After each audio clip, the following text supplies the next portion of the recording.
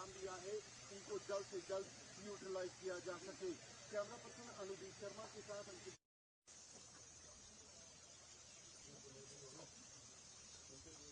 बिल्कुल, मैं इस वक्त जो ग्राउंड जीरो है वहाँ मौजूद हूँ और यही वो ट्रक है जिसपे कल हमला हुआ था, ग्रेनेड फेंका गया, उसके बाद ताबड़तोड़ जो है वो फायरिंग की गई और मेरे हाथ में आपको मैं दिखाता हूँ, यही वो है जो मेरे पास है इस वक्त। तो इससे ये आप लगा सकते हैं अंदाजा के जो 4 से 5 जो आतंकवादी हैं उनके पास एक छप्पन जो है वो राइफल